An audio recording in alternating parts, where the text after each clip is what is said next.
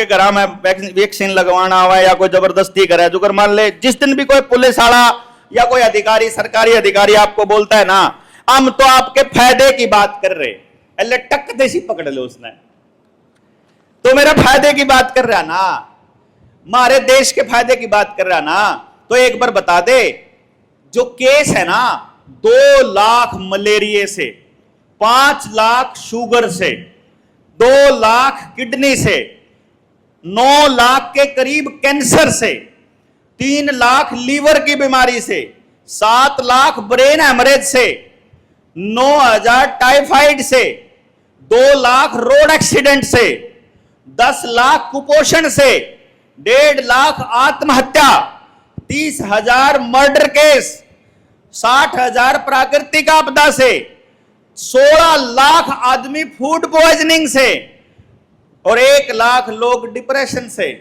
और 25 लाख बच्चा मात्र 3 चीजों से मरता है, कुपोषण से, गलत इलाज होने से और इलाज ना होने से। इसका इलाज क्यों करेगा भाई? मतलब बीमारी होने से पहले तो सरकार को आपकी बहुत चिंता है, और बीमारी होने के बाद उसकी जिम्मेदारी आपकी है। फिर चाहे मकान बिको, चाहे दुकान बिको, चाहे घर बिको, चाहे किडनी बेचनी पड़ो, चाहे आंख बेचनी पड़ो, फिर वह जिम्मेदारी फिर आपकी नहीं कह रही है ना सरकार। ऐसे दोगली सरकारों से आपको बिना लड़े काम चलेगा क्या? एक दिन देखो ये आपकी गर्दन पर पैर रखे हुए हैं, या कह लो गिट्टी पे गुंठाई ने दर रखा है, थोड़ा थोड़ा ये दबान लग रहे हैं। ये क्या कह रहे हैं? दबाते जाओ दबाते जाओ। आपने बॉइलिंग फ्रॉग एक्सपेरिमेंट सुना है कभी? या बात मेरे पे पूछ लियो कि इंदिरा गांधी को नसबंदी करने की जरूरत क्यों पड़ी? ये सवाल बड़ा इंपॉर्टेंट है, मैं बताऊंगा। पहले यो फरोग वाला बता दो, कदे मैं भूल जाऊं, बीच में बोल पड़ी ना कोई इंदिरा गांधी वाली रहेगी, ठीक है नहीं? तो बॉइलिंग फ्रॉग एक्सपेरिमेंट किस किस को पता है? बताओ जरा, हाथ खड़ा करो। 6, 5, 7 लोग, लेकिन बाकी लोगों को नहीं पता तो मैं बोल देता हूं, इसलिए बोर ना हो जाओगे बाकी के। एक मेंढक को यदि किसी बर्तन में पानी के किसी बड़े टब में अगर रख दिया जाए और नीचे से बर्तन के नीचे आग लगा दी जाए और उस पानी को गर्म करते रहें, तो वो मेंढक की खासियत क्या है कि पानी में वो पानी की क्या खासियत होती है कि जो जोहड़ का, तालाब का, झील का पानी होता है, ऊपर अगर गर्म हो तो नीचे थोड़ा ठंडा होता है। और अगर कहीं पानी गर्म पानी में अगर चला जाए वो, ये जैसे अपनी जीरी में दिन में गर्म करांगे अगर पानी आप दान में ना, तो सूरज मतलब रोशनी जो है वह उसको गर्म कर देगी जब पानी देवांगे आप खेत में। तो खेत में पानी खड़ा है, उसमें मेंढक भी है, तो रात में वो मेंढक उस खेत पानी में है, दिन में वो पानी गर्म होगा धीरे धीरे सूरज की गर्मी से। तो मेंढक उस गर्म पानी से बाहर नहीं भागता। मेंढक क्या करता है, उसके अंदर वो मेटाबॉलिज्म को फास्ट करके अंदर अपनी आग जला लेगा और अंदर शरीर को गर्म कर लेगा। जैसे सर्दियों में आपको घी खाना पड़ता है, लड्डू खाने पड़ते हैं, क्योंकि उसको हजम करने के लिए अंदर आग जलेगी तो शरीर गर्म रहेगा। कह नहीं करें आप कि यह चीज खाओ तो शरीर गर्म रहेगा। इसी तरह से वो मेंढक क्या करता है, अपने शरीर का तापमान बढ़ा लेगा। मेंढक के शरीर का तापमान बढ़ता रहेगा, ज्यों ज्यों उधर पानी का बढ़ेगा मेंढक अपना बढ़ाता रहेगा, पानी का बढ़ेगा बढ़ाता रहेगा, पानी का बढ़ेगा बढ़ाता रहेगा। अब एक टाइम ऐसा आएगा जब मेंढक के लिए पानी का तापमान सहन करना मुश्किल हो जाएगा।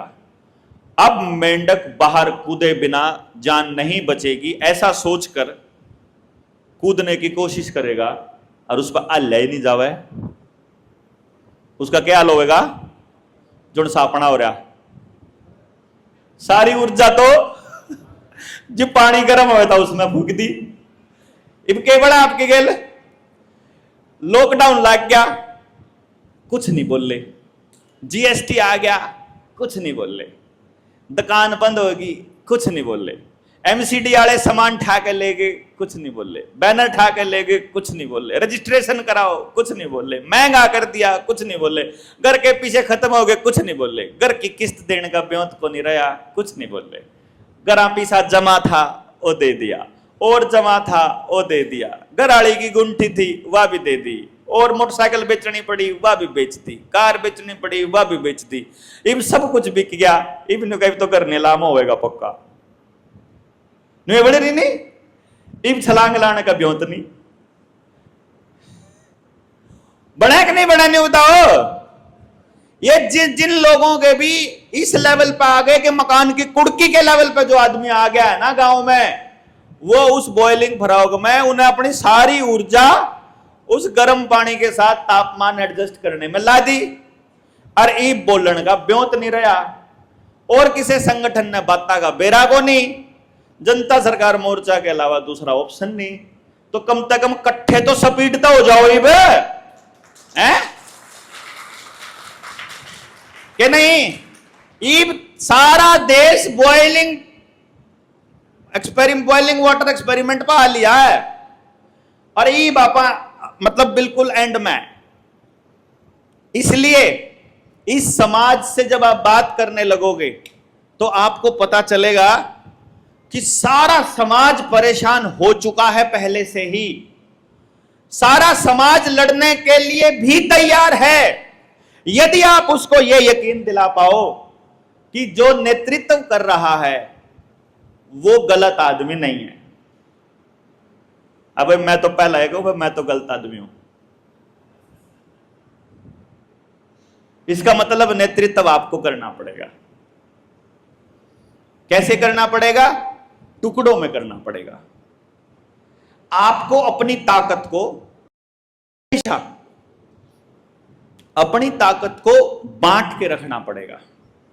अगर इस ताकत को दूर तक लेकर जाना है, जैसे अगर किसी टैंकर में दूध भरना है, पानी भरना है, 1 लाख लीटर पानी भरना है, मैं भी नहीं कहूं ना 1 लाख मानस 1 लाख या दूध भरना है, और उसमें टैंकर में भर दिया, और टैंकर ब्रेक लग दे तो आगे मुंदा मरेगा, और स्पीड देंदे पाछे मुंदा मरेगा, और परली साइड मुंदा मरेगा, और इस साइड मोड़ दे पर मुंदा मरेगा, मरेगा ही मरेगा।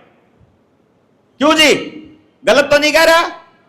इससे बचने का एक तरीका है, उस टैंकर में 50-50 100 लीटर के या 20-20 लीटर के खाने बना दो, और सारा दूध उन खाने में पड़ा रहेगा। ईब सारा का सारा दूध उस पूरे टैंकर को इधर उधर, कोई दूध न्यू ना ले रहा, कोई न्यू, तो वो टैंकर बिल्कुल स्टेबल रह करके आराम से कितना ही लंबा सफर तय कर लेगा। मैं 20-20 आदमी 20-20 लीटर के मैं टैंकर करना कहूं, वह जो 20 आदमी मैं कहूं वह आपकी ताकत पड़ी है, वह ताकत पड़ी है।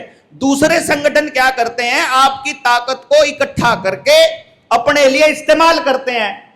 इस संगठन की खासियत क्या है? हम किसी ने बताते नहीं हम कितने ताकतवर हो लिए।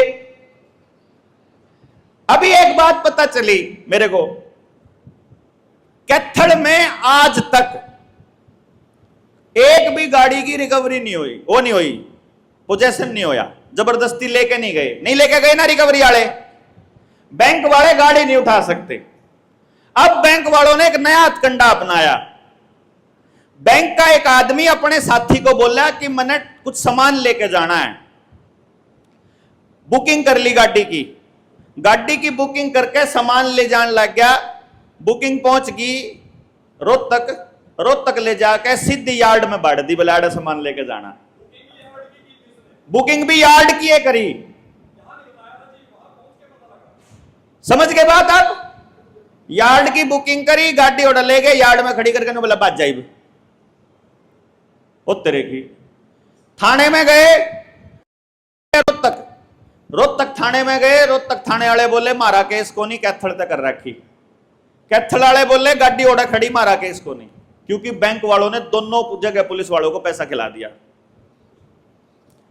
अब गाड़ी वाले अब यार्ड से जबरदस्ती कैसे लाएंगे? वहां चोरी का केस लगेगा अगर उड़े चले गए जबरदस्ती करने।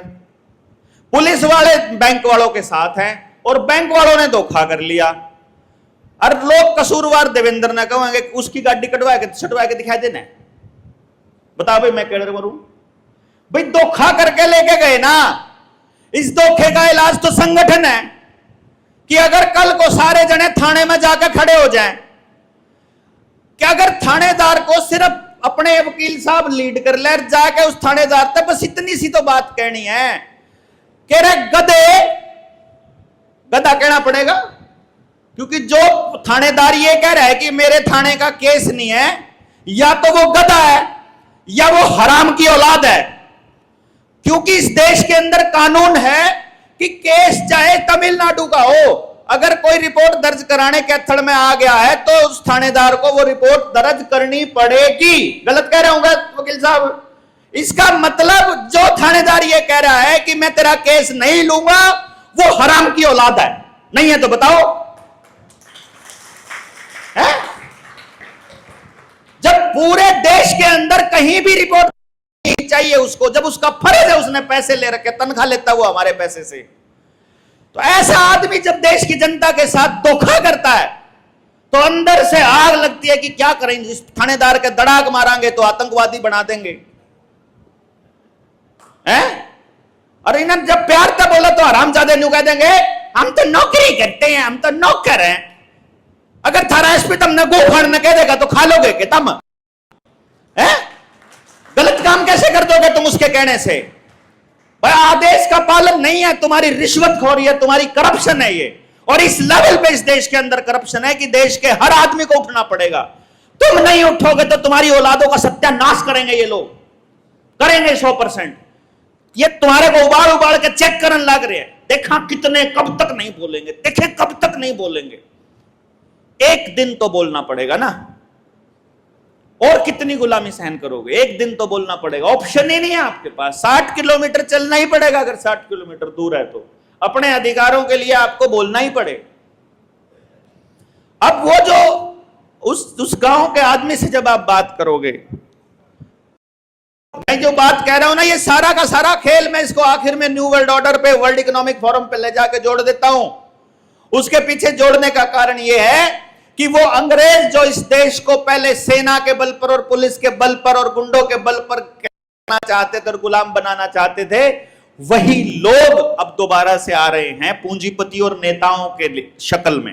यानी जो भी पॉलिटिकल आदमी है, जो भी आज के टाइम पे राजनीतिक पार्टी से संबंध रखता है, और अगर वो वर्ल्ड इकोनॉमिक फोरम के खिलाफ नहीं बोल सकता, अगर वो इस पेंडेमिक के खिलाफ नहीं बोल सकता, अगर वो खेती के कानूनों के खिलाफ नहीं बोल सकता, अगर वो आपका पानी खराब कर रही है कंपनियां नीचे रिवर्स बोर करके उसके खिलाफ नहीं बोल सकता, अगर वो कैंसर के अस्पतालों के खिलाफ नहीं बोल सकता, अगर वो वैक्सीन के इफेक्ट के ऊपर नहीं बोल सकता, अगर वो आपको पेट्रोल डीजल की बढ़ती कीमतों पे नहीं बोल सकता, अगर वो गाड़ियों को 10 साल और 15 साल वाली गाड़ियों को बैन करने के नाम पर नहीं बोल सकता, जो पोल्यूशन के नाम पर गंदगी फैलाते हैं, जो कहते हैं कि एक पेड़ लगाने वाला तो पर्यावरणविद हो गया, उसको तो देते हैं फंडिंग एक पेड़ लगाने वाले को, तो और वहां 3-3 लाख पेड़ एक साथ में काट देते हैं, उनके ऊपर कोई नेता नहीं बोलता, कोई पॉलिटिकल पार्टी नहीं बोलती। असली चोर जो आपके बच्चों की मौत पे कुछ नहीं बोलते, जो आंगनबाड़ी वर्कर, आशा वर्कर आपके साथ जबरदस्ती करते हैं। बोला मेरे बच्चे के वैक्सीन लगाने के लिए स्कूल का मास्टर जबरदस्ती कर रहा है, आंगनबाड़ी वर्कर जबरदस्ती कर रही है। हद हो गई यार। 4000 रुपए लेने वाली, वो भी विदेशों से फंडिंग लेने वाली आशा वर्कर और आंगनबाड़ी वर्कर को विदेशों से फंडिंग मिलती है। पता है क्या आपको? ये बीजेपी वाले इसी तरह से हमारे को बोलते हैं ना विदेशों से फंडिंग। मेरे को तो आज तक 1 रुपया विदेश से कोई पैसा नहीं आया, मेरे तो समाज के लोग मेरी तो काम चलाते हैं। लेकिन मैं गारंटी से ये कहता हूं, साबित करे कोई सीएमओ, कोई हेल्थ मिनिस्टर या सरकार का एक आदमी बता दे कि आंगनबाड़ी वर्कर को मिलने वाला पैसा अगर विदेश से ना आता हो तो बताओ, तो विदेशी आदमी आपको पैसा क्यों देगा? ताकि देश को बर्बाद करना इसलिए देगा।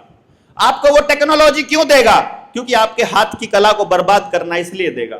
वो आपके गांव में आर्टिफिशियल इंसेमिनेशन क्यों देगा? के गांव के जोटे और बड़द और आपके खागड़ खत्म करने इसलिए देगा। आपने कुछ दिन पहले एक वीडियो देखी होगी ना आंगनबाड़ी वर्कर की, वो कह रही है कि उस गांव में ज्यादा लड़के हो गए और मेरे ऊपर मुकदमा हो गया, उसकी गलती है, उसका नाम है कि ज्यादा लड़के होने से, क्योंकि वो चाहते हैं कि मेल ज्यादा ना हो। अगर आप टिक्का धरवाते हो ना तो सब काटड़ी बाछड़ी हो डांगरा के, जोटे नहीं रवेंगे तो फिर आगे बीज कटते ले आओगे। यही काम वो अनसा के साथ करना चाह रहे हैं मैं, क्योंकि आदमी तो बालक जाम नहीं सकता, औरत जाम सके, लेकिन औरत ने भी बालक पैदा करने के लिए आदमी की जरूरत पड़ा है, तो आदमी ज्यादा होने ही चाहिए समाज के अंदर।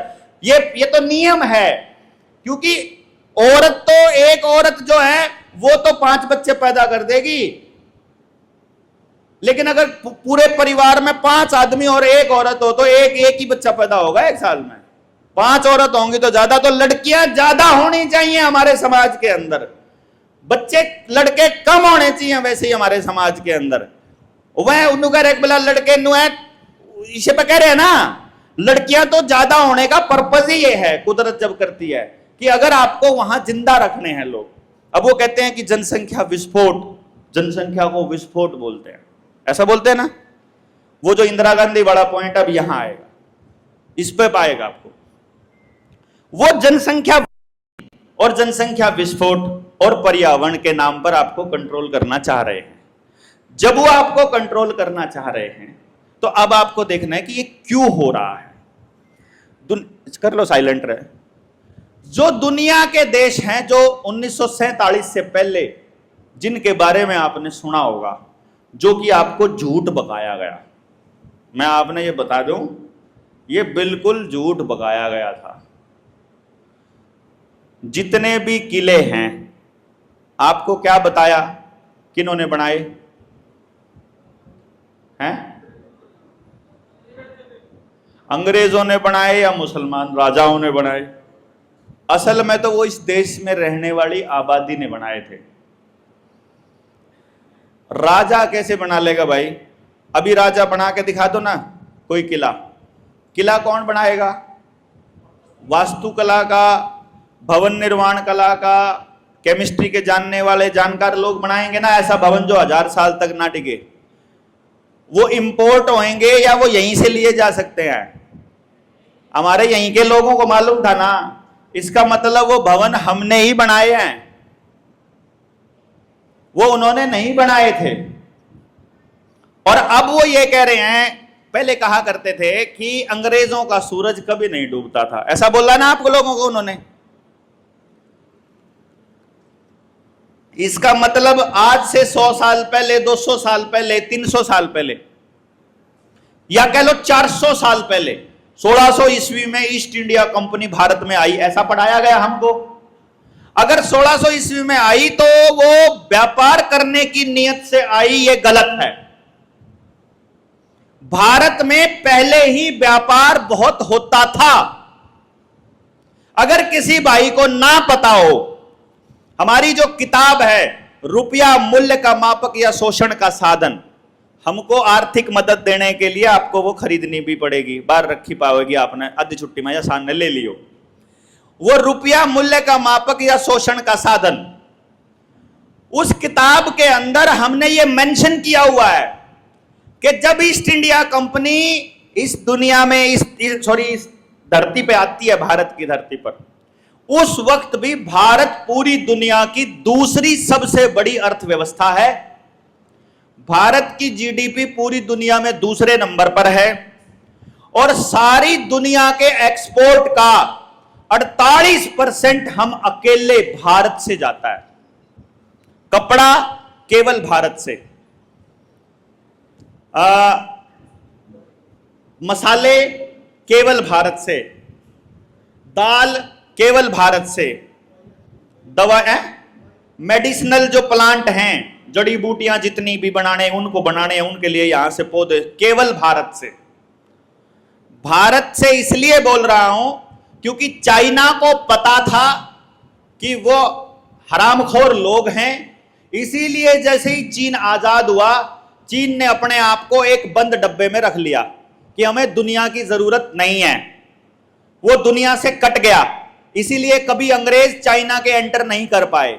इसीलिए चाइना जब से लेकर आज तक, यानी आज 2025 का साल लगा हुआ है, अगर आज से ठीक 2025 साल पहले जाएं और जाकर के पता करें तो साल 1 जिसको अंग्रेज कह रहे हैं, उस वक्त वर्ल्ड इकोनॉमिक फोरम के आंकड़ों के अनुसार, संयुक्त राष्ट्र के आंकड़ों के अनुसार, उस वक्त भारत नंबर 1 अर्थव्यवस्था है, पहले नंबर पर है।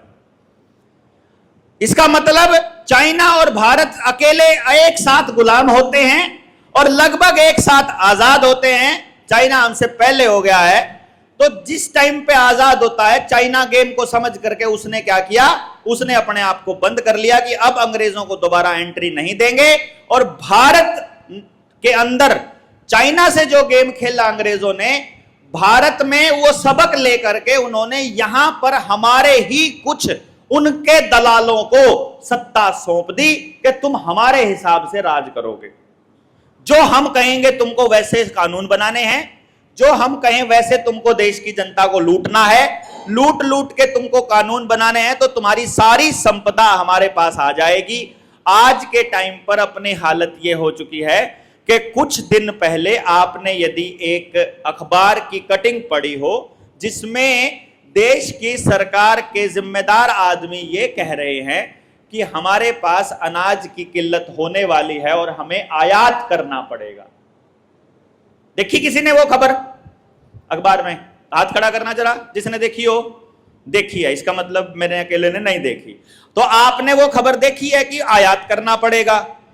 और पीछे जब अनाज पैदा हुआ था तब यह खबर थी कि देश में बम्पर पैदावार हो गई है, पैदावार ज्यादा हो गई है, इसलिए किसान को कीमत नहीं मिल सकती।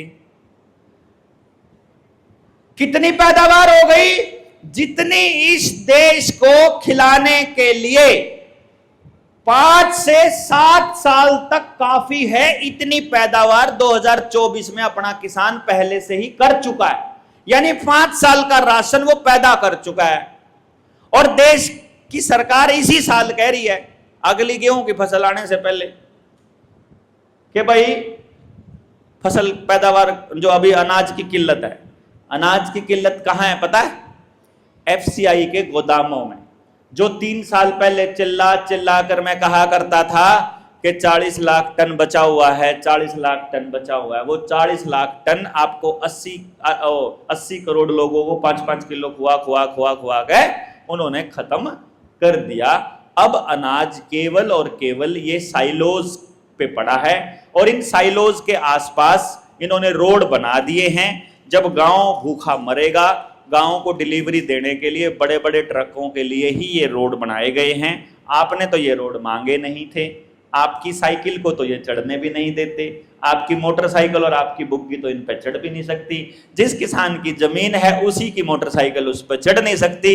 ऐसी तंत्र व्यवस्था अंग्रेजों की नहीं होगी तो किसकी होगी? भाई आपकी होगी तो आपके लिए बनेगी ना वो, लेकिन आपके लिए तो वो है ही नहीं। लेकिन डिबेट में नहीं आएगा सरकार का आदमी। तो असली खेल क्या है?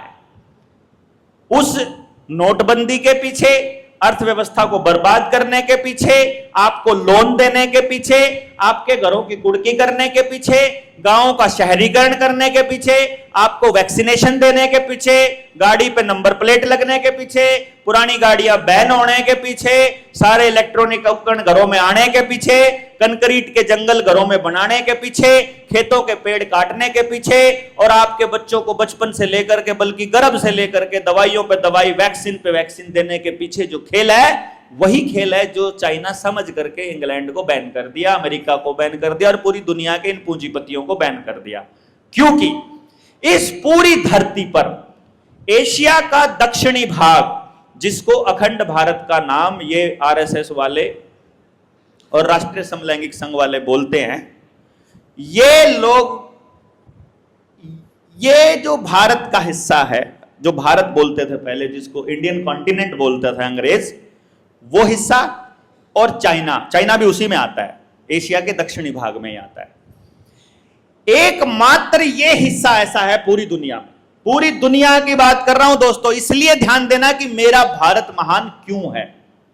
इसीलिए ये बताना हमारे देश में 140 करोड़ की पॉपुलेशन भी ज्यादा क्यों नहीं लगती, इसीलिए हमारे यहां ज्यादा पॉपुलेशन भी ज्यादा क्यों नहीं है, और यही पॉपुलेशन अगर अमेरिका में हो जाए तो वो ज्यादा क्यों है। अमेरिका का साइज भारत के साइज से कई गुना बड़ा है, लेकिन वहां अगर यही पॉपुलेशन हो जाएगी तो पूरा सिस्टम क्रैश कर जाएगा। भारत में क्रैश नहीं करेगा। क्यों नहीं करेगा? क्योंकि यही एकमात्र एरिया है जहां सारी की सारी ऋतुएं हैं, सारे के सारे मौसम हैं, सारे की सारी जलवायु है, समंदर भी, रेगिस्तान भी, पहाड़ भी और जंगल भी, और समतल इलाका भी रेतीला इलाका, मतलब जैसा इलाका पूरी दुनिया में संभव है वो सारी चीज भारत में है, अकेले में। इसीलिए धरती पर होने वाली प्रत्येक जड़ी बूटी हमारे जंगल में उग सकती है। कुछ जड़ी बूटियां मणिपुर में उगेंगी तो कुछ शिमला वाले में उग जाएंगी, कुछ हमारे गांव के जंगल में उग जाएंगी, कुछ गोवा के आसपास उगेंगी, कुछ केरला में उगेंगी, कुछ राजस्थान में उगेंगी। जिस जगह पर जिस व्यक्ति को जैसी बीमारी होने लगेगी वहां पर उसके इलाज के लिए जिस भी तरह की वनस्पति की आवश्यकता है वैसी उग जाएगी। ऐसी जलवायु भारत की है। एकमात्र भारत ऐसा देश है जहां सूरज का आना जाना, उसका उगना और उसका छिपना हमारे शरीर की क्लॉक से डायरेक्टली कनेक्टेड है।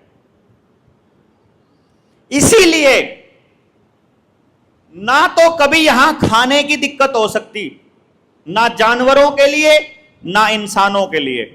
इसीलिए सारे जानवर हो सकते हैं भारत के अंदर और सब इंसान जी सकते हैं। ना कभी पहनने की दिक्कत हो सकती। व्यक्ति की आवश्यकताओं की पूर्ति के लिए जितने संसाधनों की आवश्यकता है भारत के अंदर पहले से ही वो सब व्यवस्थाएं दी हुई हैं। इसीलिए यूरोपियन लोगों को, जिनके ऊपर बैठा है इजराइल को भारत चाहिए, भारत की जमीन चाहिए, वो किसी भी कीमत पर चाहिए। आपके गांव में जो जोहड़ की खुदाई हो रही है, निर्मल सरोवर योजना, वो इंडो इजराइल प्रोजेक्ट के तहत हो रही है। तो जैसे आपके सड़क के ऊपर जो भारतमाला का प्रोजेक्ट है ये इंडो इजराइल प्रोजेक्ट है, जो आपका मेट्रो का प्रोजेक्ट है ये इंडो इजराइल प्रोजेक्ट है, जो आपके डंगरों को टिक्का धरवाने वाला जो साइंस है, टेक्नोलॉजी है, जो आर्टिफिशियल इंसेमिनेशन है, ये इजराइल की टेक्निक है। जो आपके सब्जी के, फलों के जो रिसर्च के केंद्र हैं वो सारे इजराइल के केंद्र हैं। HAU हिसार एग्रीकल्चर यूनिवर्सिटी में बीजों के ऊपर जितनी रिसर्च होती है, डंगरों के ऊपर जितनी रिसर्च NDRI में होती है, वो सारी रिसर्च इजराइल की है। आपके मोबाइल की सारी टेक्नोलॉजी इजराइल की है। आपकी वैक्सीन की सारी वैक्सीन की टेक्नोलॉजी इजराइल की है। आपके खेत में चलने वाले ड्रोन की टेक्नोलॉजी इजराइल की है। बिजली बनाने की टेक्नोलॉजी इजराइल की है। घूम के जाओगे तो वही यहूदियों का ही नाम आएगा लास्ट में आकर के। तो यदि ये सारी की सारी टेक्नोलॉजी इजराइल की है और इजराइल को ही पूरी धरती पर कब्जा करना है, पोप कह रहा है पूरी दुनिया की आत्माएं हमारे अंडर आती हैं, हम भारत ईश्वर के जो हैं हम डायरेक्ट वो हैं, कनेक्शन मतलब ठेकेदार, बेसिकली बीच के बिचौलिए हैं, हमारे तक सीधी बात करा कर भगवान, इसलिए सबको हमारी बात माननी पड़ेगी। ये इजराइल कह रहा है। और इजराइलियों के इस खेल को तोड़ने का काम सबसे ज्यादा अगर किया है तो वो मुसलमानों ने किया है। क्योंकि इजराइलियों का जो हथियार है, इजराइलियों का हथियार है नशा। पहले था शराब, अब सूखा नशा भी देने लग गए, सिनेमा और ब्याज। और जब मुसलमानों ने इस खेल को समझा तो उन्होंने तीनों चीजें अपनी कुरान में हराम कर ली। देखो, धरती पर इंसान तो इजराइल के होने से पहले और मुसलमान के और हिंदू के और भारत के होने से पहले है। इंसान तो सबसे पहले होगा ना। जात बरादरी और नाम तो बाद में दिए गए होंगे। मैं फलाने का, मैं ढिमकाने का, मेरा नाम देवेंद्र, मेरा यो, तो नाम तो बाद में हुआ पैदा होने के बाद। लेकिन इस धरती पर जीव जंतु और वनस्पति और इंसान तो बहुत पहले से है। तो जब यहां इतने अरसे से इंसान है, इतने अरसे से सभ्यता रह रही है, तो अब इजराइल कैसे कहेगा कि मैं तुमको जीवन जीने की कला सिखाऊंगा, मैं तुमको बताऊंगा तुमको कौन सी वैक्सीन लगानी है, मैं तुमको बताऊंगा खेत में तुमको सिंचाई कैसे करनी है। जिस टाइम पर हमारे पास टेक्नोलॉजी नहीं है तब तो हमारे पास 20 फुट पे पानी है, तब तो हम सवेरे जावा दोपहर तक नलका ला के खेत में ट्यूबवेल लगा के आ जावा, जितनी जरूरत हो निकाल लेंगे। और अब टेक्नोलॉजी आ गई, अब 1000 फुट पे पानी चला गया, 1000 पे नहीं चला गया, 400 फुट 500 फुट तो नॉर्मल हो रहा, 300 फुट तो 1200 फुट हो रहा पानी। तो इसका है कितने में? 500 पे मोटर। अब जो नेता जो संगठन, जो व्यक्ति इजराइल के खिलाफ नहीं बोलता, जो इनकी इस पूरी की पूरी पूंजीवाद व्यवस्था को नहीं जानता, वो आपका नेतृत्व कैसे कर लेगा बताइयो? कर लेगा? जिसने बेराए को नहीं समस्या करता रही, जिसने बेराए नहीं खेती के 3 कानून करते बने थे, तो प्रधान जी करते लड़ लेगा वो। जो बताने वाला कौन है? एक बात बताओ, अगर आपकी संसद के अंदर, प्रधानमंत्री कार्यालय के अंदर, मुख्यमंत्री कार्यालय में इजराइल के तैयार किए हुए ट्रेंड एजेंट बैठे हों, तो वो आपके मुख्यमंत्री, प्रधानमंत्री, पार्लियामेंट के सांसद या फिर मेंबर लेजिस्लेटिव असेंबली यानी एमएलए को कुछ काम करने देंगे क्या? बताओ तो राजनीति बदलकर, या आप कह लो पार्टी बदलकर या व्यक्ति बदलकर आप पेंडा छुटा लोगे? बताओ ना, बच जाओगे क्या? पार्टी बदलने से या व्यक्ति बदलने से पीछा छूट जाएगा क्या? नहीं छूटेगा। पूरा सिस्टम बदलने से छूटेगा। सिस्टम कैसे? आज के टाइम पे पॉलिटिकल पार्टी चलती है नेता से, नेता के चेहरे से और पार्टी की टिकट से, ऐसे चलती है ना, और पैसे से। मतलब पार्टी, पैसा, पर्सन, पीपीपी और टिकट, इसी से चलती है। अब अपन ये कह दें अगर कि यह व्यवस्था केवल तब बदल सकती है अगर कोई पॉलिटिकल पार्टी का व्यक्ति आएगा आपसे टिकट मांगने, तो वो पार्टी के हिसाब से काम करेगा कि जनता के हिसाब से करेगा? अगर कोई उद्योगपति ने पैसे दिए हैं उसकी टिकट के, तो वो उद्योगपति के हिसाब से काम करेगा कि पार्टी के हिसाब से करेगा? उद्योगपति के हिसाब से। यानी जिसको कुर्सी पर जो बिठाएगा उसी के हिसाब से वो काम करेगा। अगर कुर्सी पर किसी को जनता बिठाएगी, क्या तो भी उधर ही उनके लिए काम कर सकता है? कर सकता है भाई, बिल्कुल कर सकता है। अगर जनता बिठाएगी तो भी वो उन्हीं के हिसाब से काम करेगा, क्योंकि रावण की व्यवस्था में अगर राम भी राज करेगा तो रावण के हिसाब से ही करना पड़ेगा।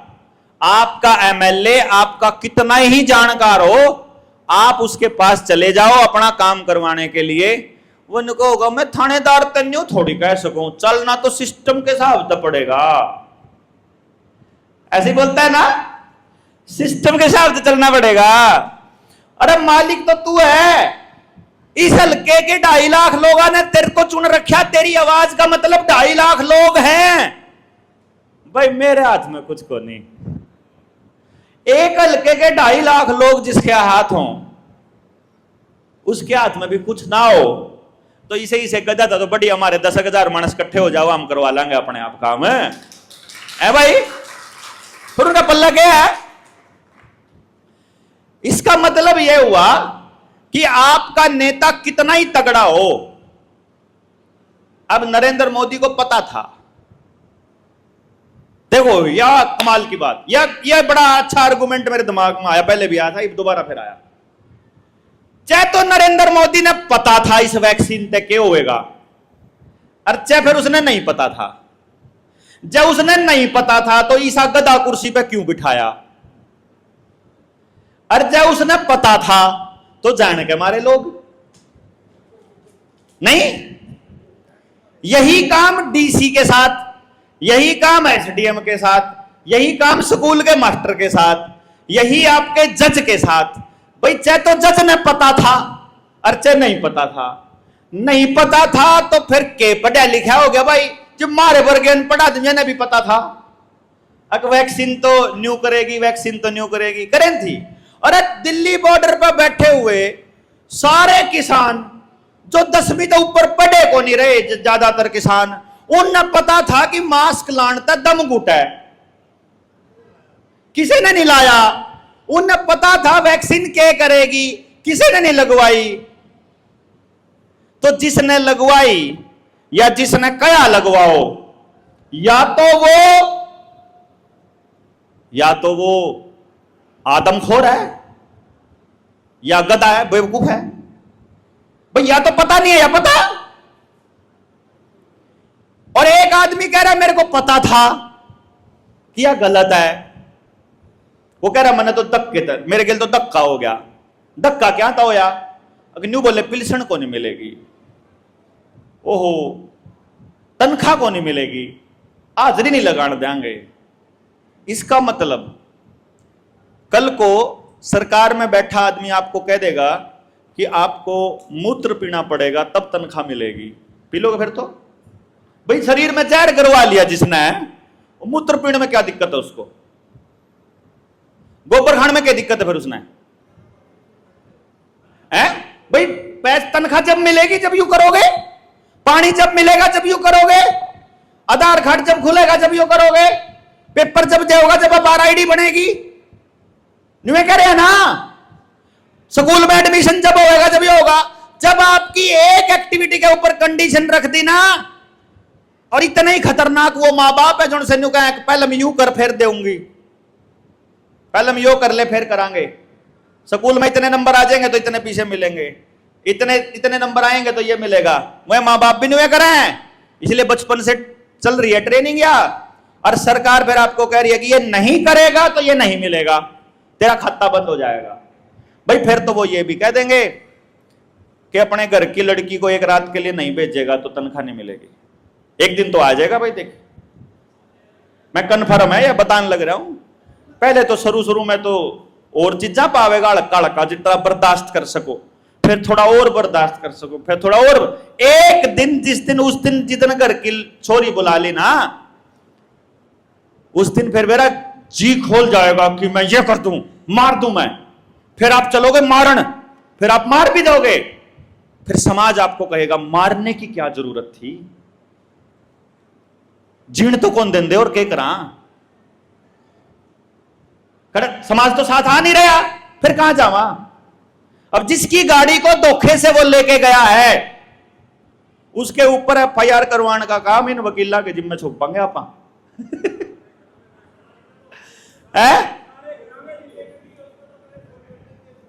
भाई जो आदमी जबरदस्ती कर रहा है, गाड़ी का पता है कहां खड़ी है, आदमी का पता है किसने धोखा करा है, और सारा ने बस इकट्ठा होकर चलना पड़ेगा।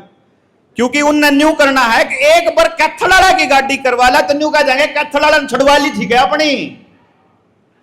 नाक का सवाल नहीं बनाना इसको, मैं बता रहा हूं। एक गाड़ी नहीं आवेगी ना आओ सुसरी, गाड़ी के लिए जान पे नहीं खेलना, सिद्धांत के लिए लड़ना है। लंबे लड़ांगे, एक गाड़ी नहीं देवेंगे। जिस दिन जनता हमारे पास होगी, जितनी गाड़ी खड़ी होंगी सबके मालिकाना चाबी पकड़वाएंगे ना, जितनी खड़ी होंगी। एक ऐलान करांगे यार, 30 नवंबर ने जींद में इकट्ठे हो जाओ 1 लाख लोग।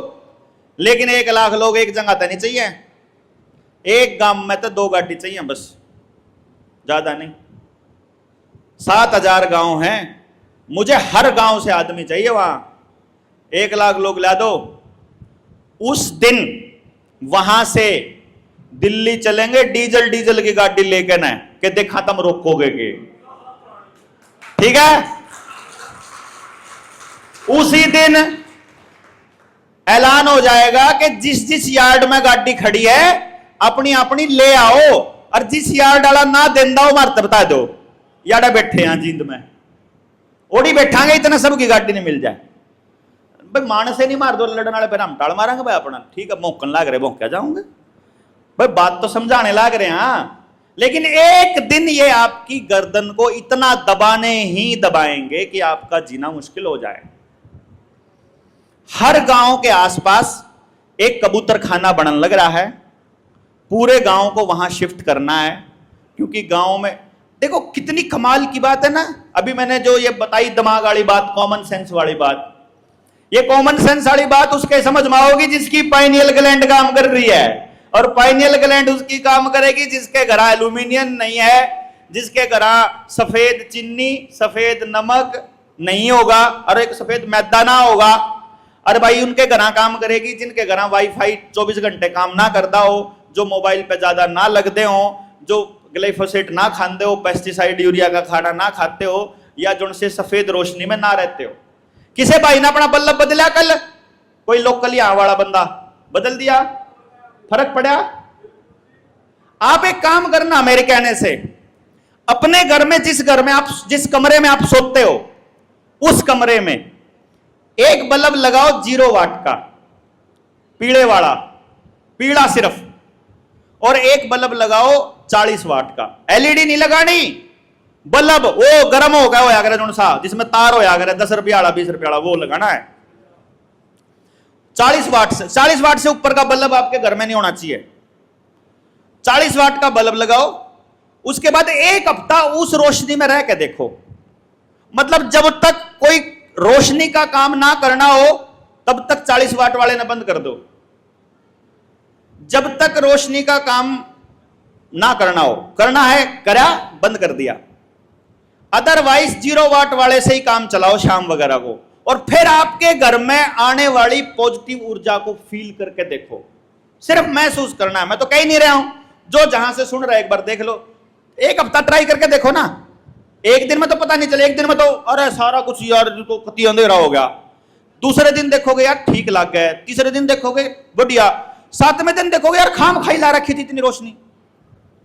हमारी आंखों को रोशनी की जरूरत नहीं है, जितनी जरूरत है हमको सूरज देके शाम को चला जाता है। जब सूरज छिपता है तो अब वो ये कहने की कोशिश कर रहा है कि बच्चों अब अपनी आंखें बंद कर लो, अब मुझे जो आंख बंद करके जो काम करवाना है तुम्हारे शरीर और तुम्हारे दिमाग से, तुम्हारे जो भी ग्रंथियां एक्टिव करनी है, अब मैं उसको एक्टिव करूंगा। तो कुदरत आपको यह कह रही है कि सूरज छिपने के बाद जो भी व्यक्ति आपको चलने के लिए कह रहा है, आपको ट्रैवल करना पड़ता है, आपको बिजली के अंदर रहना पड़ता है, आपको इंटरनेट पे रहना पड़ता है, आपको रोशनी में रहना पड़ता है, वो व्यक्ति आपको उतना ही बड़ा दुश्मन है वो आपका। और वो या तो उसे पता नहीं है तो ऐसे गधे को रिजेक्ट कर दो, या वो जानबूझकर आपको बर्बाद कर रहा है फिर भी रिजेक्ट कर दो। सही जानकारी देने वाले को आप उसको समझो, रिसर्च करो। बहुत से लोगों ने एआई अपने फोन में डाउनलोड कर रखा है। जिन्होंने एआई डाउनलोड कर रखा है फिलहाल के लिए, क्योंकि ये जो चैट जीपीटी टाइप का ये ग्रोक जिसके पास भी है ना, ये आपकी अगली पीढ़ी को बिल्कुल बिना दिमाग का बनाने के लिए है असल में। अभी ये सारी जानकारी, जितनी भी जानकारी दे रहे हैं, ये सारी जानकारी सही दे रहे हैं। ये जानकारी के फिर एक दिन इंटरनेट का साइबर अटैक आएगा, और साइबर अटैक के बाद जब दोबारा इंटरनेट आएगा उस पर कुछ भी सही जानकारी नहीं मिलेगी। ये ध्यान देना बस, समझ रहे हो ना? क्योंकि जब आप अपने मोबाइल में लॉगिन करते हो तो अपनी डेट ऑफ बर्थ भी डालते हो। जब आप उसमें डेट ऑफ बर्थ डालते हो तो एआई को पता है कि ये 40 साल का है। अरे एआई को यह भी पता है कि इसका आधार कार्ड नंबर क्या है। अरे एआई को यह भी पता है इस आधार कार्ड के लिए वैक्सीन भी कनेक्टेड है। और उसने यह भी पता कौन सा बैच कनेक्टेड है, और उस बैच में कोई केमिकल था। तो उसने न्यू भी पता है एआई ने कि यू लीवर खराब होकर मरेगा, का अटैक तो मरेगा, ब्रेन हेमरेज तो मरेगा, इसका लीवर खराब होएगा, इसकी किडनी खराब होएगी, इसके घुटने खराब होंगे, इसके कंधे खराब होंगे, इसके एलर्जी होगी, इसकी आंखों की रोशनी जाएगी, इसके कान खराब होंगे, इसके बाल उड़ेंगे, इसकी स्किन खराब होगी, यू नपुंसक होगा, बांझ होगा, इसके पीरियड खराब होंगे, के होंगे, उन्हें पता है। समझ गए? उसने न्यू भी पता कई साल में जालेगा यू। तो आपकी एआई न्यू पता कर लेगी, अच्छा यू मोबाइल वाला आदमी इतनी उम्र का है या वैक्सीन लगा रखी है, इतने दिन का रह रहा है, इतने दिन तक सही जानकारी देऊंगी। यू फोन जब इसकी औलाद पर चला जाओगा तो सही जानकारी जानी बंद हो जाएगी।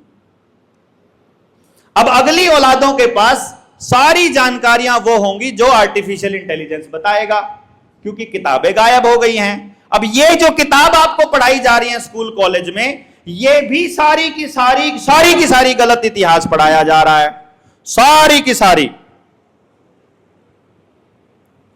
अब बाद में दे दिया यार सवाल तो बाद में दियो ना, मेरा सारा फ्लो तोड़ दोगे। यू सवाल का जवाब दूंगा मैं, लिख कर रखो सवाल सारे के सारे। मेरा कितना मौसम बन रहा था मेरा यार, पता नहीं क्या न्यू करा करा कोई इतना तो हो गया तुमने ट्रेनिंग करते ना।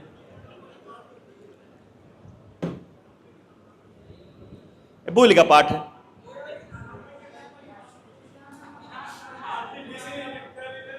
हाँ हाँ, एआई की अंग्रेजी तो मेरा बना है। तो इसको मालूम, ये जो जानकारी आपको अभी दी जा रही है, जितनी किताबें आपको पढ़ाई जा रही हैं आपके बच्चों को, ये भी सारी गलत पढ़ाई जा रही हैं। मानव शरीर के बारे में जितनी जानकारी बायोलॉजी में पढ़ाई जा रही है सारी गलत है। फिजिक्स के विषय में सब गलत है, केमिस्ट्री के विषय में सब गलत है, मैथ के विषय में सब गलत है, जितना पढ़ाया जा रहा है सब गलत है। अब आपको जब सब गलत पढ़ाया जा रहा है तो आप सही जानकारी वाले हो ही नहीं, तो सही जानकारी क्या है वो तो बताने के लिए व्यवस्था बनानी पड़ेगी। वो तो समझने वाले लोगों के लिए ही तो चिल्ला चिल्ला के घूम रहे हैं कि कोई समझने वाला आदमी या समझा हुआ आदमी आ जाओ, बैठो, बताएं। राजविंदर की सेवा किस किसने ली आज? हाथ खड़ा करो। इनमें से कौन कौन है जिसको फायदा हुआ? किसको हुआ? हाथ खड़ा करो ना। हुआ ना फायदा? भाई देखो, आज एक ही दिन में फायदा हो गया। वो तो राजविंदर को पता था, आपको फायदा कर दिया। अगर ये बात आपको ही पता चल जाए तो ना कोई दवाई लेकर आ, ना कोई मशीन लेकर आ, 25% शरीर काम करा अगले का। सिर्फ समझ ही तो थी। क्यों जी? सिर्फ समझ थी और आपको फायदा हो गया। जितनों ने सेवा ली सबको फायदा हो गया। तो भाई आप सारे क्यों नहीं ले लो इस समझने? मैं तो न्यू दिमाग खराब हो रहा, क्या तो नहीं लेंदे? सबका तो धोली लाइट लाग रही घर में, कर तले हो गए, पीली लाइट बदलो पहला। ठीक है ना? क्योंकि अगर जब तक बुद्धि काम करना चालू नहीं करेगी तब तक बातें समझ में आना शुरू नहीं होंगी। तो अपनी जरूरत के सारे सामान इस धरती पर, भारत की धरती पर मौजूद है। सारा ज्ञान मौजूद है। जितना एक बच्चा पढ़ाई करता है, कितने बेवकूफ पेरेंट्स हैं, मैं मतलब क्या ही कहूं, बड़ा तरस आता है, गुस्सा भी नहीं आता ऐसे माँ बाप के ऊपर जो अपने बच्चों को कहते हैं पढ़ ले, जो पढ़ने को बोलते हैं, जबकि सबको पता है कि पढ़ने के बाद 99.999% बच्चों ने फेल ही होना है, चाहे नौकरी का मसला हो चाहे कुछ और पढ़ ले करके 25 साल खराब कर देते हैं अपने बच्चे का, और फिर 25वें साल के बाद फिर बोलते हैं इब कुछ कर ले। हर तरह 25 साल तो कुछ करने सिखाया ही नहीं, इब क्यों कुछ करेगा? फिर उन्होंने कहा मेरे पे नहीं कुछ बनता, मैं तो कोचिंग लेऊंगा। फिर वो इसी कोचिंग लेने लिखड़ा, चाहे तो वो थाने में पावा पकड़ा, चाहे वो छोरी नहीं लेगा बात जाए, चाहे वो सारे पीछे खराब करके फिर 5-4 साल में नशा करने लग जाए और फिर एक दिन मरिया पावे। क्यों? क्योंकि समाज से तोड़ दिया, बच्चा अकेला पड़ा है। देखो ना, आपका बच्चा समाज से जुड़ने का कौन सा टाइम है उसके पास? एक सिंगल मिनट उसके पास समाज से जुड़ने की नहीं है। किसी पड़ोसी के पास बैठता नहीं, किसी गरीब का दर्द वो देखता नहीं, किसी अमीर की जीवन शैली देखता नहीं। अमीर की बड़ी गाड़ी तो दिख जाए आपने, और वो कमर पर पट्टी बांध रहा हो तो दिखती है को नहीं? उसके घर में कितने केस चल रहे हो तो दिखते नहीं, और डिप्रेशन की गोली लेकर सोया हो तो दिखता ही नहीं, मरते कितना बड़ा कर्जा है वो तो दिखता ही नहीं। 10-10 हजार करोड़ रुपए के मालिक अपने बच्चों को लेके आते हैं ना जब मेरे पास, और वो ये कहते हैं मैं इस 10,000 करोड़ रुपए का क्या करूं डॉक्टर साहब, जब घर में प्रेम शांति नहीं है। 4 महीने हो गए मेरे को मेरी पत्नी से मेरे बेटे को बात किए हुए, और इकलौता बेटा है। अपनी मां से अगर बालक बात ना करता हो तो बाप ने सोचा मैं इस 10,000 करोड़ रुपए ना कड़ा लेके जाऊं, जिसका बालक इंजेक्शन लगाने लग जाए, चाहे कितने हजार करोड़ रुपए हो, किसी काम के नहीं है मेरे दोस्तों। और जो समाज से टूट के अकेला पड़ा है तो किसी चीज की कोई कीमत नहीं है। और अगर समाज में रहोगे तो समाज की कुरीतियों पर तो बोलना पड़ेगा। हां भाई, गोली भी चलेगी, लठ भी लगेंगे, परीक्षाएं भी होंगी, टेस्टिंग तो होगी। एक गांव में बात चल रही थी, बोला भाई नया केजरीवाल बनने लग रहा, जब लिखड़ा ना गांव में थे, गांव में तो मीटिंग करके बाहर गया ना, तो गांव में बात चल रही थी। न्यू बोला यू भी 20, 30, 50 करोड़ रुपए तो लेवेगा इन मनसा ने बेचने के। मेरे बारे में बात चल रही थी, मैंने बताऊं बोले लेवेगा 20, 30, 50 करोड़। तो अपनी टीम का साथी भी दौड़े बैठा था, यार भी बैठा है के या आज नहीं आया। तो वो एक ने बोला ना 20, 30 नहीं भाई, कम से कम 200 करोड़ का तो हो रहा है। मेरे तो पूछ के करे बोले 200 करोड़ का तो हो रहा था। ना माँ बेश इतने का करे माँ भाई, इस धरती पे वो धने नहीं बना जो अपना मोल ला ले। हम तो फ्री में बिकने वाले मानस। हाँ फ्री में आपा मतलब अपन तो कोई ऊ खरीद ले, भाव से खरीद लेगा, अपन कोई जरूरत को नहीं, फालतू चक्कर में पड़ने की जरूरत नहीं। और तो जितने साथियों ने साथ काम किया उनको सबको पता है। हाँ भाई, जिसने बेराई नहीं, जिन्हें साथ थे लगा, जो पिछले 10 साल तक उन्हें पता है मैं कैसा हूं। जो पिछले 1-2 साल तक आया उन्हें को नहीं पता मेरा, कदम नहीं सोचते हो। जो मोर्चा बनने के बाद आया है ना, उसने तो मेरा असली पता है को नहीं।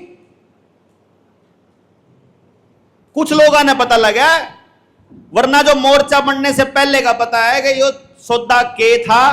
अरे यूं कह तू पागल है के, मेरे तेने तू पागल है के, तू के चीज है तेने पता भी है, मैंने पता है मैं के चीज हूं, मेरा यो करना मजबूरी है। वह कहते बोला एक वो भाई क्या था पीछे बैठा था, बोला जी सिक्योरिटी रखनी चाहिए आपकी तो ना। मगर अच्छा क्या तो भाई, आपकी जान और मेरी जान में क्या फर्क है भाई। भाई जब नेताजी मर लिए उनके बाद भी जब आपने लगन लग गया कि एक और आदमी तो और आवेंगे। भाई अगर आप लोगों को यह दिखने लग गया है ना कि भाई देवेंद्र इस लेवल पे पहुंच गया कि उसकी सिक्योरिटी होनी चाहिए, तो फिर यह कन्फर्म मान लो मेरी बलि लिए पीछे ही उठोगे तुम। उस तो पहले हम नहीं उठते हो, क्योंकि भगत सिंह के मरे पीछे ही उठे थे लोग। देख लिया अपन है, इसका मतलब बलि देनी पड़ेगी। क्यों ना, नहीं तो जिंदे जी उठ लेंदे ना भाई। मैंने 15 दिन में अपना काम तैयार कर दिया, तब नहीं कर सकते। क्या चीज रोक रही है भाई बताओ ना। हर घर के अंदर तुम किसके नुकसान की बात करते हो। जनता सरकार मोर्चा में आज तक किस तबके को छोड़ने की बात हुई है। हमने तो कोई कहता एक दिन कहता बोला तना अपनी मूर्ति पर उसकी अंबेडकर की फोटो कौन ला रखी। मैं बोला एक काम कर, तो अपने गांव में प्रोग्राम कर और पाछे बैनर ला और कल्ले अंबेडकर की ला लिया। हमने किसी और की जरूरत को नहीं, हमने कौन जरूरत। ये वह लोग ला रखे हैं। लाल बहादुर शास्त्री ने छोड़ के, लाल बहादुर शास्त्री भी इसीलिए लगा रखा क्योंकि उसने भी सत्ता नहीं भोगी थी। ये सारे वो लोग थे जो इस देश को जगाते हुए मरे थे, जगांदे जगांदे मरे थे। और अंबेडकर मंत्री बना था, उसने सत्ता सुख भोग रखा भाई, इसलिए कौन लांदे हम तो। लेकिन हमने थाम ला लोगे तो उसका आपत्ति को नहीं। हम तो गांधी का फोटो इसलिए नहीं लगांदे, मरा तो वो भी देश ने बचांदा बचांदा था, पर गांधी ने लाकर न्यू कह देंगे कि बोला यू तो गांधी आले हैं। भाई गांधी आले भी हम, सुभाष आले भी हम, तो गांधी का भी ला लेंगे, वरना कोई गांधी से भी दिक्कत नहीं। भाई हमने तो सावरकर तो दिक्कत है, गोडसे तो दिक्कत है। अगर कोई ऐसी विचारधारा का व्यक्ति है जो किसी के मारने को ठीक कह दे, यार मरने को तो ठीक कह दो कोई बात नहीं यार, मैं दूसरों के लिए अपनी जान दे रहा हूं। आप किसी भी चीज के लिए किसी की जान कैसे ले सकते हो, और उसमें समाज का नाम कैसे ले सकते हो फिर। तो मोर्चे में हमने किसी तबके को छोड़ने की बात तो नहीं कही। मैंने अपने गांव में मीटिंग करी, सबसे पहली मीटिंग में मेरे गांव से सवाल एक ही था। मैं कहा मैं चलने लगा हूं, इस यात्रा में आपको जोड़ने लगा हूं, मुझे बता दो कौन सा परिवार छोड़ना है गांव का, कौन सा घर छोड़ना है, कौन सी बिरादरी छोड़नी है। अगर गांव वाले ये कहते हैं ना कि वह बिरादरी छोड़नी है या वो परिवार छोड़ना है, तो मैं अभी इस गांव पे काम नहीं करूंगा। मुझे एक भी परिवार नहीं छोड़ना, एक भी बच्चा नहीं छोड़ना।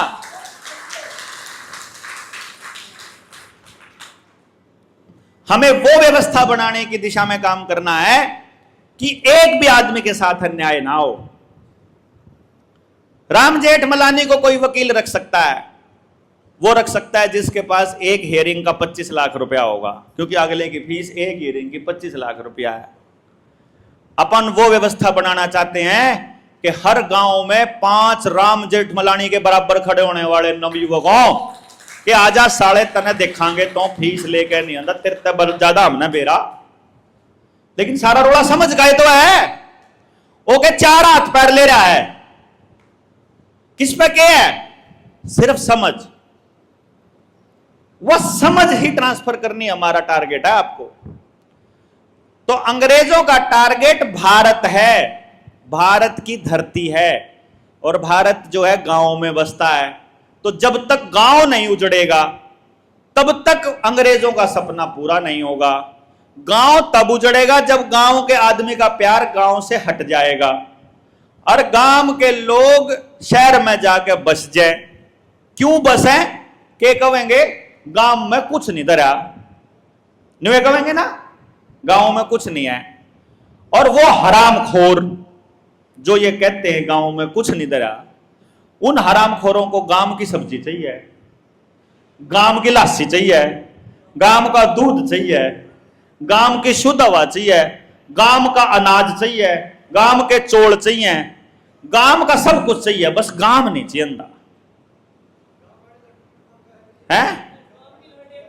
गांव की लड़की भी गांव की चाहिए उन्हें, अगवा संस्कारी पावेगी, शहर वाली तो बिगड़ेगी। मतलब हरामखोर नहीं है भाई मेरे जैसे में लोग जो गांव का खाकर फिर शहर में जाकर बस जाए। हम भी जब तक पढ़े जब तक तो गांव में रहे, और जब कमाने की बारी आई शहर में चले गए। हम हरामखोर हैं सारे।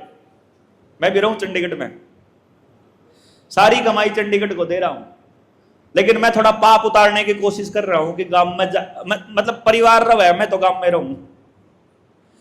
बुरा तो नहीं मान के भाई, शहर में रहने वाले तो नहीं चाल पड़े मका कदे गुस्सा मान गया ना, कोई बात हो तो मैं भी शामिल हो यार, ज्यादा कहने लग रहा है, कोई बात नहीं। लेकिन मैं जो बात कह रहा था कॉमन सेंस की, जो गांव के लोगों को समझ में नहीं आती, जिस बात के लिए मैं कह रहा था ना कि जिस दिन आपको यह पता लग गया कि व्यवस्था कहां से चल रही है और यह पता लग गया व्यवस्था कहां से चलानी है, बहुत आसान है बदलाव करना, बहुत आसान। एक गांव में 5 सच्चे मानस को नहीं पावे के रहे, बताओ जरा, पाएंगे? मैं घूमे हूं सैकड़ों की संख्या में। अगर गांव में बदमाश गंदे और वाहियात और लुच्चे गुंडे टोने हो ना तो 5-4 पावे, वरना सारा गांव अच्छे लोगों का है, सारा गांव। हमारी व्यवस्था यह नहीं है कि हम एक आदमी के पीछे लग जाएं। यदि आप लोगों ने इस ट्रेनिंग को सचमुच सक्सेसफुल बनाना है तो न्यू नहीं सोचना कि डॉक्टर साहब का सेशन होगा तो सारे बैठांगे और किसी और का होगा तो बाहर जाकर बैठ जाएंगे ना। यहां 2 काम है आपके यहां आने के पीछे। जब तक इस स्टेज से कोई भी बोल रहा है उसको सुनो, अगर उसकी जबान से कुछ गलत निकल जाए नोट कर लो, उसकी बात खत्म होने के बाद अपनी बात रखो लॉजिक के साथ कि आपने ये वाला डाटा गलत दे दिया, इसको बाकी लोग ठीक कर लो। जो भी प्रबंधन कर रहे हैं उनको बता दो भाई यह चीज ठीक करनी है मना है। लेकिन सुनो, उस सुनने के क्या फायदे होंगे आपको? क्या फायदा होगा सुनने का? यह फायदा होगा यदि आपको बोलने वाला पसंद आ रहा है तो अंदर से जिज्ञासा आएगी, मैं भी न्यू बोलिया करूंगा, ठीक है। और जब सामने खड़ा होया आपका पसंद नहीं आ रहा बोलना, अगर यार क्या बोल रहा है, कैसे बोल रहा है, तो अंदर से आएगी कि न्यू तो मैं बोलूं नहीं जब मैं काम में जाऊंगा, तो नुकसान तो कुछ भी नहीं होया। या तो हम जीत रहे हैं या हम सीख रहे हैं, क्यों जी? इसलिए बैठना है। ये तो मैं तो कहूं बैठना ये चाल पड़े। देख, इसलिए क्या है बैठना है कि हमको बात पहले एक बार सारी सुन ले हम, सारे मुद्दे हम जानते होंगे, तो हमको अपने गांव में जाके बताना है। तो इंदिरा गांधी जो नसबंदी करना चाहती थी और जो आज के एलोपैथी वाले नसबंदी करना चाहते हैं, उसका कारण यह है कि अगली पीढ़ी इजरायली, जो ये नए बच्चे पैदा हो रहे हैं ना जो आईवीएफ से, ये भी इजराइल की टेक्नोलॉजी है। तो जब भी आपको प्रधानमंत्री इजराइल का फेवर करता हुआ नजर आए तो समझ लो वर्ल्ड वॉर की तरफ वो जान लग रहा है देश। और एक बात अपनी सोशल मीडिया पे लिखना चालू कर दो, हमको युद्ध नहीं चाहिए, हमको युद्ध नहीं चाहिए। बस ये चढ़ा भी कोई भी कमेंट हो, हमको युद्ध नहीं चाहिए, क्योंकि इनका जाटा चढ़ जाएगा पब्लिक अगर ये कहेगी हमको युद्ध नहीं। ये लोग आपको युद्ध में धकेलेंगे, आपकी पूरी बिगड़ी व्यवस्था को युद्ध के हवाले करेंगे और नई व्यवस्था लाने के लिए युद्ध और दंगों का सहारा लेंगे। ये पहले से बोल रहा हूं मैं आपको। वो दंगे एचयू जैसे किसी प्रदर्शन के बहाने भी हो सकते हैं, वो चल रहे किसी यूनियन के किसी आंदोलन के बहाने भी हो सकते हैं, वो किसी जात पात के नाम पर हो सकते हैं, वो किसी संप्रदाय के नाम पर हो सकते हैं। किसी भी तरह से मीडिया तैयार बैठा है पहले से ही आग में घी गिरने के लिए। तो उनको आपकी अगली पीढ़ी पे कंट्रोल करना है, क्योंकि आपकी पीढ़ी यदि आपकी ओरिजिनल संतान होगी, देखो कुत्ते बिल्ली की संतान होगी तो हम कहते नहीं, कुत्ते बिल्ली इसलिए कह रहे हैं कि जो आईवीएफ की टेक्निक है और जो डांगरा का पटिक्का दरवान की टेक्निक है और जो खेत में बीज डालते हैं। अब आपको क्या पता कि जो खीरा है, अब कपास है, बीटी कॉटन का किस किस को पता है? बीटी कॉटन जीएमओ है, जेनेटिकली मॉडिफाइड है, उसमें एक कीड़े का जीन है, उस कीड़े का ही नाम बीटी है, बैसिलस थ्रोम्बोसिस, ठीक है, वो बीटी कीड़े का नाम है। तो कीड़े के जीन उस कपास में डाल दिए। अब उसका तेल जो भी आदमी खाएगा बीटी कॉटन का, यानी उस सरसों का, उस जो बिनोले का, जो उसका कॉटन सीड ऑयल जो भी खावेगा बिनोले का तेल, इसका मतलब वो उस कीड़े को भी पीन लग रहा है ना साथ में, इसका मतलब वो मांसाहार खा रहा है। समझ गए ना? अब ये जो लाल सुंदर टमाटर है जो बाजार में मिलता है, इसमें मछली का जीन है, यानी आप मच्छी खाने लग रहे हो ना चाहते हुए भी। चाहे आप पंडित जी हो, बड़ा पुण्य का काम करो, बड़ा भक्ति का काम करो, बोलो हम तो शाकाहारी, शुद्ध शाकाहारी, भी यही काम करने लग रहे हैं। इसी तरीके से वो सुंदर खीरा हो गया, बाजार में जो भी जेनेटिकली मॉडिफाइड आइटम है उसमें किसी ना किसी जीव का जीन है, यानी कि खेत में पड़ने वाले बीज जो कि हाइब्रिड बीज हैं, उनमें जेनेटिकली मॉडिफाई उनको वो करेंगे, या तो कर दिया है या करेंगे। जो आपके डंगरों का बीज है, भैंस का, गाय का, उसमें भी किसी दूसरे जानवर के जीन डाले जाते हैं। आपने देखा होगा ना, जैसे खच्चर है, आपको क्या बताया गया शुरू में कि आधा तो घोड़ा है, वो आधा गधा है, क्योंकि घोड़ा तेज भाग सकता है, वजन नहीं खींच सकता, और गधा वजन खींच सके, तेज नहीं भाग सकता। तो दोनों का संकर कर दिया, संकर बीज बना दिया, तो खच्चर बन गया। अब खच्चर जो है तेज भी भाग ले और सामान भी डोले, तो वो कहते बहुत बढ़िया चीज है यार। अरे बढ़िया चीज होती तो जिसने घोड़ा और गधा बनाया वो खच्चर भी बना देता। जिस परमात्मा ने वह दो बना दिए, उसका तीसरा नहीं बनाया जाता उस पर। जिसने करोड़ों जीव बना दिए, एक और जोड़ देता, उसमें उसके क्या फर्क पड़े था? है क्यों जी? अगर आदमी बोला मैं रोज 500 किलोमीटर चल लूं, अब मेरे जैसा आदमी क्या कहता है, डेली 500 किलोमीटर चलूं, मैं डेली 300 किलोमीटर चलूं। अरे गधे, जो कोई बतावे मना है, अगर कोई मुझे बताए, गधा ही दिमाग हो गया ना इस आदमी का, जिसने पता है कि भाई अगर परमात्मा ने तुझे दौड़ने के लिए बनाया होता तो तेरे को चीता बना देता, तेरे को घोड़ा बना देता, कि एक दिन में 500 किलोमीटर में टकर टकर टकर टकर 2 घंटा में मतलब पहुंच गया भाई। है आदमी बनाया, 2 टांग दे, जितना चालन खातर बनाया उतना चाल, पहिए तेरा ला के दे देंदा हो, जब तेरा इतना सामान ला दिया उसको पहिए और ला देंदा हो जा रहा है खुद है। उड़न खातर बोला जहाज में जाना बड़ा तरक्की का पैमाना है। अरे जब पक्षियों का, इतने पक्षियों का पंख ला दिया, तेरे लाने में क्या तकलीफ थी भाई? तेरा भी ला देंदा हो।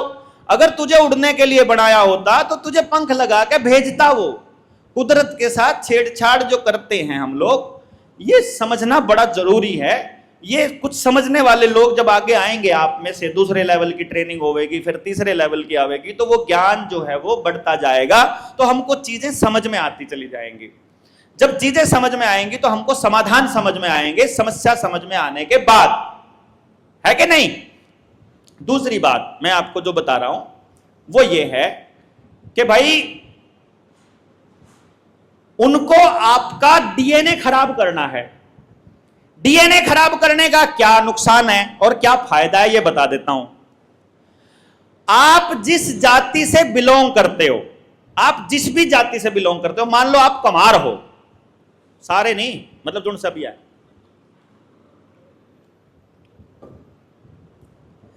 ठीक है, मान ले मैं अपने आप पे नहीं कह दूं, मान लो मैं कुम्हार हूं, तो मेरे पुरखों ने कुम्हार वाला काम किया, मिट्टी से काम किया। कुम्हार की खासियत क्या हो है, वो जिंगा भी जावेगा माटी देखेगा किसी है नहीं, सारी नजर माटी पे पड़ा है। जो दांत का काम करता होगा बंदा, वो आदमी हंसता है देखेगा इसके दांत नकली चट रहे, दो या ठीक करने पड़ेंगे। जो वकील होगा वो न्यू बाट में देखेगा कि इसका केस तो रहो, कोई सब रहेगा, पता कर ले इसका कोई कदा केस हो रहा हो, तुम्हारा काम है जाए। कोई ऐसा होगा, मतलब जो जो काम करता है ना, उसको कुदरती उस चीज की समझ हो जाएगी, तो उसका सारा ध्यान उस पर रहता है।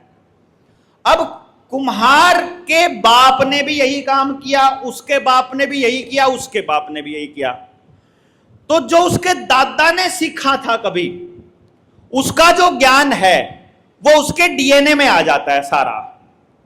आपका डीएनए आपके बारे में सारी जानकारी स्टोर करके रखता है।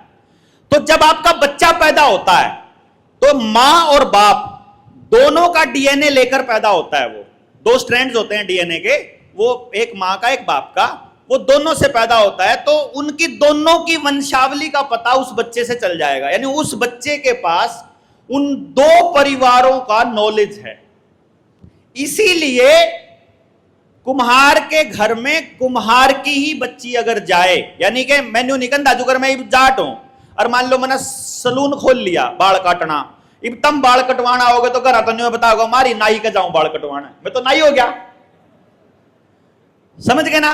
तो जो कुम्हार का घर है, जो गडरिये का घर है, अब गडरिया का मान लो बकरी बंध रही और उनका बैद है कोई बणिए की छोरी शहर में तय, उन्हें तो बांस आवेगी जानते बकरिया की मिंगण में तय, और तो देखो कि कहां मुझे गंद में फेंक दिया, और मैं गडरिये नु कहेंगे मान तो को नहीं आंदी भाई। मतलब कहने का ये, इसीलिए इंटरकास्ट मैरिज इसलिए खतरनाक है कि जो डीएनए आ रहा है, सरकार आपको इंटरकास्ट मैरिज करने के लिए प्रेरित करती है, लेकिन ये बहुत गलत है। जाति जन्म से नहीं, जो काम करते हैं, यानी अगर जाट का बालक कमार का काम करता हो और वो कमार की बालक के कमार की बच्ची के ब्याह कर ले तो कोई दिक्कत नहीं है। कमार का काम करता हो तो काम वो ही करता हो, तो काम वो कुछ और कर रहा है, वो कुछ और कर रहा है, तो उन दोनों परिवारों को काम करने का तरीका ही नहीं पता है। किसी के रीति रिवाज मतलब बिहार में किसी और टाइप के है, हिमाचल में किसी और टाइप के, हरियाणा वाले कहें हमारे रीति रिवाजों के हिसाब से चलना पड़ेगा। छोरी ने कहोगी क्यों चलना पड़ेगा, मैं तो हिमाचल के रीति रिवाज लाऊंगी, वो पंगा हो गया सारा।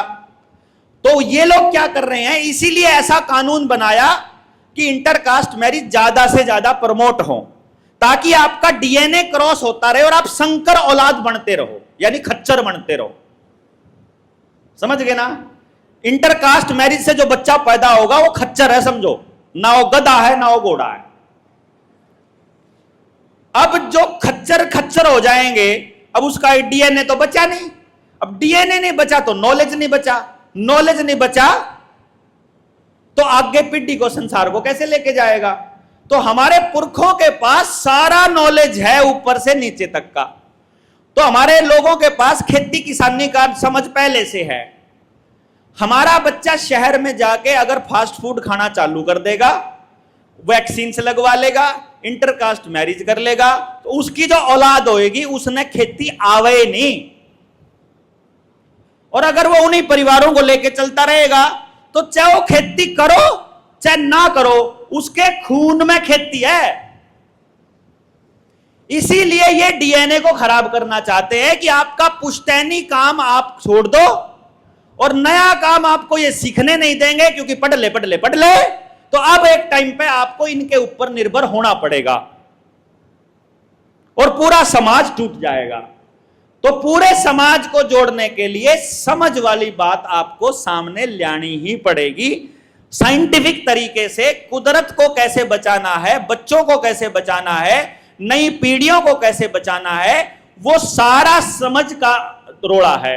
आप में से क्योंकि आज की इस मतलब ट्रेनिंग के अंदर, इस ट्रेनिंग में 45वीं ट्रेनिंग में जाके हमारे पास जो है वह 51 महिलाएं जो हैं वहां आ गई, हमारी माताएं बीच में आ गई। तो ये एक शानदार बात है। कैथल वालों के लिए जोरदार तालियां हो जाए इसके लिए। और इसीलिए हमने फिर डॉक्टर पूनम को बुलाया है। डॉक्टर पूनम यहां पर हैं, इनका काम किस चीज के ऊपर है कि भाई जो नेचुरल तरीके से जो जन्म है बच्चे का, वो हम अपने परिवारों में कैसे प्रिजर्व करें आने वाले टाइम में। क्या एक्सरसाइज ऐसी हो जो कि आपको, जैसे डॉक्टर तो बेड रेस्ट बोलेगा, बेड रेस्ट का तो मतलब जो है कि बस न्यू समझो नास्य होगा बेड रेस्ट का तो मतलब, ठीक है नहीं। बाकी आप लोगों को मोर्चे को सहयोग करने के लिए और इस कार्यक्रम के लिए भी जो किताब है वो मैंने बता दी थी, वह आई गई है, उसको आपने मिले जाएगी। तो इसमें क्या चीज की ध्यान रखनी है वो डॉक्टर पूनम बताएंगी आपको भोजन के बाद। और आप सारे के सारे लोग जितने भी आप हैं, आपको मैं सेशन लूंगा अभी डॉक्टर पूनम के बाद सेशन लेंगे हम, कि जब आप गांव में जाओगे तो अलग अलग तबके जो हैं, यानी गांव में तबके 4 तबके मेन हैं। एक तबका है जो खेती करता है, एक तबका है जो बिजनेस करता है, यानी दुकानदारी है, या कोई अपना खेत अपना कोई दुकान करता है, या कोई मिस्त्री पने का काम कर रहा है, वो दुकानदार है। एक तबका है जो खेती हो गया, दुकानदारी हो गया। तीसरा तबका है जो मजदूरी करता है। और चौथा तबका कौन सा है? नौकरी करने वाला। चौथा तबका है जो नौकर है। नौकर तो खैर आदमी को नहीं होता है, नहीं, नौकर तो आदमी नहीं होता। वो तो अपने आप कह देगा, बोला भाई तुम मान भाईचारा, या दूसरी बात निकोगा भाई मैं तो नौकर हूं, और तू मानस तो होगा, बोला ना मैं तो नौकर हूं। वो तो नौकर है। नौकर तो खैर चल, फिर भी नौकर से भी करांगे बात, भाई तेरे बालक भी बचावांगे, बालक तो उसके भी हैं सौरे गए, बालका की तो कोई गलती नहीं। हाँ, बेरोजगार का हाँ वह भी मानस को नहीं हो भी बेरोजगार वाले तो आप सारा काम करांगे उनके लिए दिए। तो आप सारों के लिए बात करेंगे। अभी आपने भोजन पे जाने से पहले महावीर भाई भी अपनी बात रख लेंगे, अपनी जो भी आपको संदेश दें। कल को हम किसान यूनियन में जो मतलब आने वाले टाइम में जो संघर्ष है, अगर ऐसा होता है कि जो किसान नेता हैं आने वाले टाइम में, हम खेती किसानी बचाने की भी तो बात करें ना, तो ये किसाना ने अगर इकट्ठे कर लें तो अपने खेती वाले एक्सपर्ट जाकर उन्हें बता देंगे, पैदावार पूरी, खर्चा आधा, आमदनी डबल। मतलब हमारे पास तो सारा जुगाड़ है ना, हमारे पास गाहक भी हैं, हमारे पास समझाने वाले भी हैं, खेती भी कर देंगे। मान लो आप अपना एक मिशन ले लो कि हम किसानों को वो खेती करना सिखाएंगे जिसमें खर्चा आधा हो जाए और आमदन की गारंटी हो जाए फसल बिकने की, तो ही अपना संगठन अपने आप ही खुद चल पड़ेगा। तो आप सारे के सारे लोग एक तो गांव में जाकर के हमको क्या बात करनी है इस पर आप चर्चा करांगे, और डॉक्टर पूनम सेशन के इसके भोजन के बाद करेंगी। और आप एक बार नारे लगा के एक बार जोरदार तरीके से अपनी उपस्थिति दर्ज करा देंगे ताकि आपके जोश खुल जाए, आपके होश खुल जाए। और भारत की हुंकार है, बोल नहीं लिख रहा, थक गए, इसका मतलब मैंने पका दिए भाई तुमने। ओहो, भारत की हुंकार है, जोर जुल्म की टक्कर में हम तब जीतेंगे जब सब जीतेंगे। जय हिंद।